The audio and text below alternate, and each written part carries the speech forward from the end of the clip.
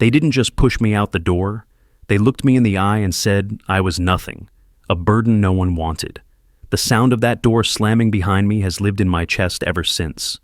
No apology, no hesitation, only silence, the kind that makes you wonder if you were ever loved at all. My name is Shawn Mitchell, and this is the story of how the boy they threw away became the man they could never erase. The rain that night fell harder than I had ever heard before, a pounding rhythm against the cracked siding of our house. Inside, voices clashed, sharp and final. The door burst open, and my father stormed onto the porch, his hand clutching a worn-out backpack. He hurled it onto the steps with such force that it landed in a wet slap, spilling one sleeve into the puddles below. Behind him, my mother's silhouette lingered in the doorway, her voice as cold as the rain. "You've been nothing but weight on our backs. From now on, find your own way." For a moment, I just stood there, the storm soaking through my shirt, the water running down my hair into my eyes. I searched their faces, desperate for a flicker of doubt, for even the smallest sign that one of them might step forward and take it back. But all I saw was the steel of their resolve, the kind that slammed doors shut and never opened them again. The neighborhood had always been a place of whispers, where curtains moved when you walked by. That night was no different. Across the street, a pair of blinds tilted just enough for someone to peek through. I felt their gaze on me, then the snap as the slats closed tight. Not a word, not a hand raised, just silence. And then, her face. Emily, small and trembling, pressed her palm against the upstairs window. Her tears blurred the glass, her lips moving soundlessly as if begging me not to go. But before I could hold on to that fragile tether, my mother pulled her away, vanishing her from sight. The rain swallowed every sound except the thud of my heartbeat. I looked down at the backpack on the step, the only piece of me they hadn't already discarded. Lifting it to my shoulder, I stepped off the porch and onto the street. The house behind me stood dark, indifferent. And in that instant, I knew there was no door left open for me anywhere. Only the storm, the night, and the weight of being truly alone. The nights blurred together, each one colder than the last. My bed became the hard plastic seats of the bus station or the splintered slats of a park bench, and the only blanket I had was the worn jacket clinging to my shoulders. Hunger gnawed at me until it felt like part of my bones.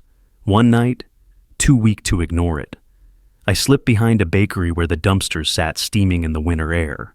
My hands shook as I lifted the lid. Buried beneath cardboard and wrappers was a half-stale roll.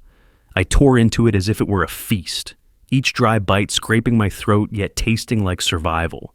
That same night, as I tried to rest on a bench, a drunk stumbled out of the shadows. His voice slurred, ugly with contempt.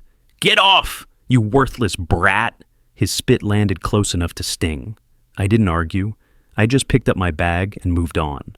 Silence became my only weapon against humiliation. Days passed like that, until one morning, a man at a grease-stained garage waved me over. He didn't ask about my story. He just pointed to a mop and a bucket. I scrubbed floors, wiped down tools, carried boxes heavier than I was ready for. At the end of the shift, he pressed a few crumpled bills into my hand. My fingers closed tight around that money. For the first time since I was pushed out, I felt a spark of pride. Tucked in my backpack was the only possession I treated with care, a battered notebook. Each night I scribbled jagged lines, dates, scraps of thought, memories I refused to let vanish. The words weren't pretty, but they told me I was still here. And as I hunched under a flickering streetlight one evening, flipping through those messy pages, I made myself a promise. If I survived this, I would never forget the night I was cast aside. Winter came with a crueler edge, the air so sharp it cut with every breath. I curled beside a trash bin in a narrow alley, drawing my knees to my chest, watching clouds of frost rise from my mouth. That's when I heard it, measured footsteps breaking the silence. Out of the darkness stepped a figure I recognized instantly, my grandfather, Charles Mitchell. His hair was silver under the streetlight, his long coat whipping in the wind. He stopped before me, his expression caught between sternness and sorrow, and set down a wooden box with a brass lock that glimmered faintly. "Keep this," he said, voice low but steady. "Don't open it until the time is right. You'll understand then. I trust only you." My breath caught, hands trembling as I reached for it. The weight of the box surprised me, as if it carried more than wood and metal. I couldn't understand why he chose me, the one discarded, instead of his own children. My lips parted to ask, but the words never left. His eyes held mine for a brief second, enough to seal the promise, and then he turned and walked away into the shadows. I clutched the box to my chest, heart racing with fear and confusion. I didn't know what secrets it held, or why it had to be me. But deep inside, I sensed this moment would mark me forever. I never saw him again alive. That wooden box became both a burden and the single flame of hope I carried through the darkness of my days. Years passed, and the boy who once shivered beneath bus stop lights had turned into a young man fighting to carve out a place for himself. My days began before sunrise, the smell of oil and rubber filling the garage where I scrubbed floors, replaced filters, and hauled boxes that left my shoulders aching. When evening came, I traded grease-stained clothes for the dim classrooms of a community college, my eyes heavy, but my resolve sharper than ever. Sometimes classmates would glance at my worn shoes or the dark circles under my eyes and ask, half curious, half concerned, "Where are your folks? Why are you always working?" I answered with a smile that hid more than it revealed. I refused to give them the truth. They would never understand the weight of abandonment. In the corner of my room above the shop sat an old suitcase, tucked safely under the bed. Inside, wrapped in a tattered shirt, was the wooden box my grandfather had placed in my hands years ago, more than once, when rent pressed down or hunger grew too sharp. I thought of pawning it for quick cash, but every time my eyes met the brass lock, I heard his voice again, stern, steady, trusting. I couldn't break that promise. One afternoon, while walking home from class, I heard my name spat from across the street. A man I recognized as one of my father's old business acquaintances sneered, "Well, if it isn't the boy they tossed out like trash. Look at you now, hardly better than a beggar." His laughter burned hotter than the sun on my back. My fists clenched until my nails dug into my palms. But I kept walking. Inside, though, a storm raged. They had stolen my childhood, but I swore they would never take my dignity. The chill of autumn seeped through the cracked window of my rented room when the phone rang. The voice on the other end was distant, almost uncertain, but the words cut deep. My grandfather, Charles Mitchell, was gone. His funeral would be held at a grand church in New York City. For a long moment, I sat frozen, the silence around me pressing heavier than the news itself. Regret, longing, and gratitude churned inside me all at once. My eyes drifted to the old suitcase. Slowly, I pulled it from under the bed and lifted the lid. The wooden box rested where it always had, its corners worn, the brass lock dulled with age. I traced my fingers across it, whispering into the empty room. I kept my word. Grandpa? I didn't have much, just enough for a second-hand suit and a bus ticket. Still, I made my decision. I would be there, not as the broken boy they had thrown away, but as the man I had fought to become. Standing before a cracked mirror, I studied the reflection staring back, lean, tired, older than my years. Yet behind the weariness, my eyes carried something new, an iron will that no storm could break. This wasn't just about saying goodbye. It was about facing the very people who had once erased me, stepping back into their world with nothing but the truth at my back. For the first time, I wasn't afraid. I was ready. The winter air bit at my skin as the bus pulled away, leaving me on the curb in front of a cathedral that gleamed like a palace. The street was choked with black sedans, Bentleys, Cadillacs, even a Rolls-Royce gleaming at the entrance. Men in tailored coats and women draped in pearls swept past me, their heels clicking on the icy pavement. I tugged at the sleeves of my rented suit, the fabric stiff and ill-fitting, my shoes scuffed and thin at the soles. Walking among them, I felt like a shadow cast in the wrong place. Inside, the air smelled of incense and wealth. Murmurs floated between pews, polite words coded with calculation. Faces turned briefly in my direction before sliding away as though I didn't belong. And then I saw them, my parents. Brad's lips curled into a sneer as he leaned toward my mother. "He dares to show his face here," he muttered, low but cutting. Lillian covered her mouth with a lace handkerchief, her eyes sharp and cold, like she was shielding herself from the stench of something foul. From the corner, my Uncle Ronald's voice rose, deliberately loud. "Well, look who it is. The charity case survived after all." Heads swiveled toward me, eyes narrowing, whispers spreading like wildfire. I kept my silence. My steps carried me straight to the casket at the center, polished wood gleaming under the chandeliers. I laid my palm gently on it and whispered, "I kept my word, even when they tried to erase me." As I turned, my gaze caught Emily's. She sat several rows back, a woman now, her features refined but her eyes still the same, wide, tear-brimmed, silently pleading. She didn't move toward me, her parents' presence anchoring her in place. But that look told me what words never had. In that fleeting exchange, I realized I hadn't been abandoned entirely. Somewhere in the shadows, I still mattered. The service ended, and the congregation shifted uneasily as the lawyer, Mr. Grant, stepped forward with a thick folder in hand. His voice cut through the room, calm and commanding. "I will now read the last will and testament of Charles Mitchell." He began with the small provisions, donations to charities, gifts to loyal staff, minor properties left to distant relatives. The crowd grew restless, their impatience simmering. Brad tugged at his tie, Lillian clutched her handbag, and Ronald lounged back with a smug grin, already picturing his windfall. Then the lawyer's tone shifted. "The remainder of the estate, totaling $42 million, is to be given to the one person who has safeguarded my secret all these years." The room erupted in gasps and whispers. "A secret?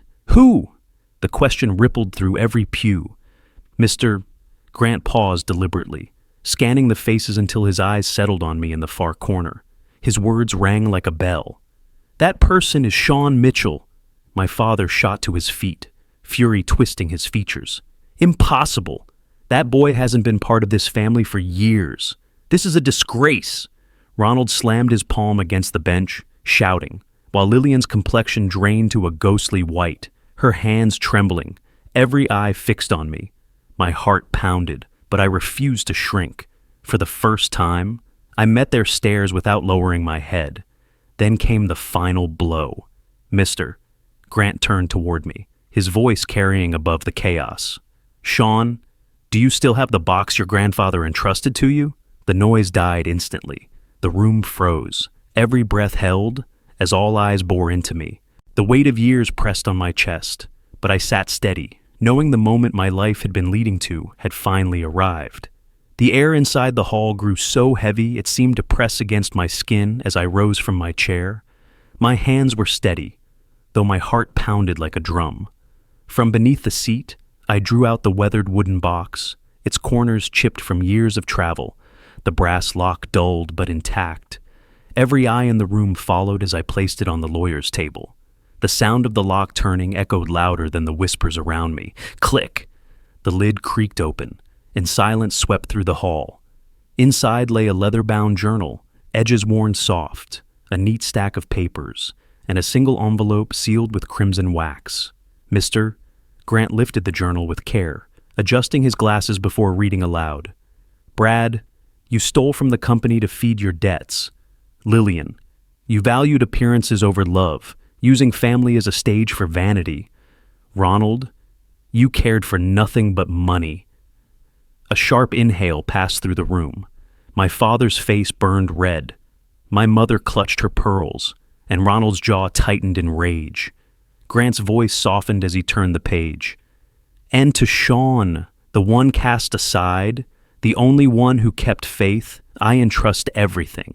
Not for bloodline, not for duty, but because you alone never betrayed me. You asked for nothing but love. A wave of gasps and protests exploded at once. My father surged to his feet, shouting, "Lies! He's nothing but a leech!" Ronald slammed his fist against the bench, threatening lawsuits. My mother wept, not for grief, but for loss of wealth, her tears glittering like broken glass. I stood still, the journal's words burning into my chest. For the first time, the weight of that box no longer felt like a burden. It felt like vindication. The hall erupted in chaos the moment the words left the lawyer's lips. My father stormed forward, face flushed crimson, fists clenched at his sides. His voice cracked with fury as he roared at Mr. Grant. "You're lying! This is fraud! That boy tricked you into this!" His spit hit the polished wood of the table as he leaned in, teeth bared like a cornered animal. From the opposite side, Ronald shoved his chair back with a screech. "This is an ambush!" he bellowed, his fist slamming against the pew. "Take it to court! I'll tear this charade apart, piece by piece." The room quivered with his rage, guests shrinking into the corners as if afraid of catching his fire. But Mr. Grant didn't flinch. He adjusted his glasses, drew out a sealed folder, and laid it flat on the table.